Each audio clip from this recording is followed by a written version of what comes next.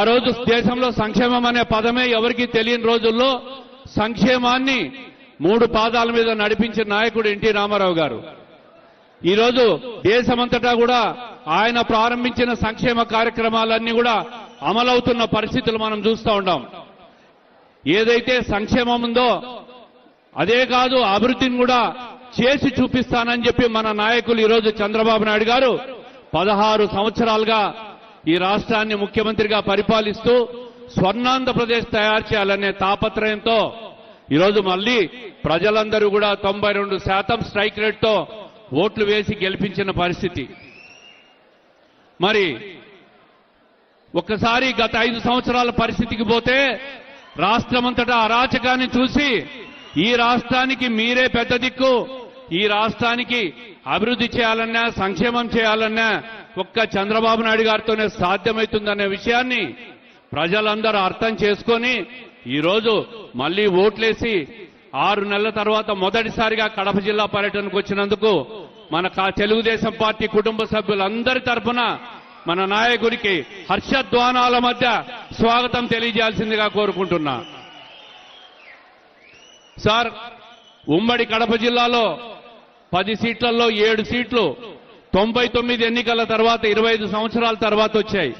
కడప పార్లమెంట్లో 7 సీట్లలో 5 సీట్లు తమరికి కానుకగా కడప జిల్లా ప్రజలందరూ మీకు ఇచ్చారు. కడప జిల్లా సర్వకోమ అభివృద్ధి కోసం అనేక రకాలుగా ప్రజలు ఆశలు పెట్టుకున్నారు మీ మీద. తప్పకుండా మీరు ఆశలు వమ్ము చేయకుండా ఈ 5 సంవత్సరాల కాలంలో నీటిపారుదల రంగమైతే ఏమి, అదేవిధంగా ఐటీ రంగమైతేమి తమరి కృషితో కొప్పర్తిని కేంద్ర ప్రభుత్వం గత బడ్జెట్లో పారిశ్రామిక హబ్గా ప్రకటించిందంటే అది తమరి కృషి చాలా ఉంది. అదే కాకుండా ఐటీ పరంగా కూడా కడపను ఎంతో అభివృద్ధి చేయాల్సిన అవసరం ఉంది, పారిశ్రామికంగా అవసరం ఉంది. అన్ని అవకాశాలు కడప జిల్లాకు ఉన్నాయి. తమరు పెద్ద దృష్టితో పెద్ద మనసుతో జిల్లాను ముందుకు తీసుకుపోతారని ఆశిస్తూ చివరగా మాకొక కోరిక సార్. 43 సంవత్సరాల్లో తెలుగుదేశం పార్టీ ఆవిర్భవించిన తర్వాత 3వ తరం నేత మన పార్టీలోకి వచ్చారు, నారా లోకేష్ గారు.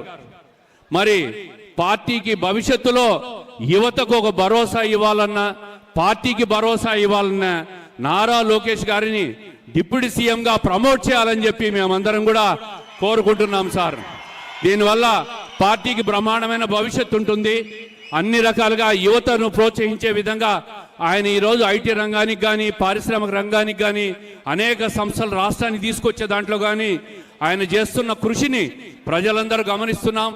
ఆయనను మరింత ఎలివేట్ చేసి పార్టీకి ఉజ్వల భవిష్యత్తు ఇచ్చే విధంగా తమరు చేస్తారని ఆశిస్తూ తప్పుగా మాట్లాడింటే మన్నించవలసిందిగా కోరుకుంటూ తమరు ప్రసంగించవలసిందిగా కోరుకుంటున్నాం సార్. ధన్యవాదాలు.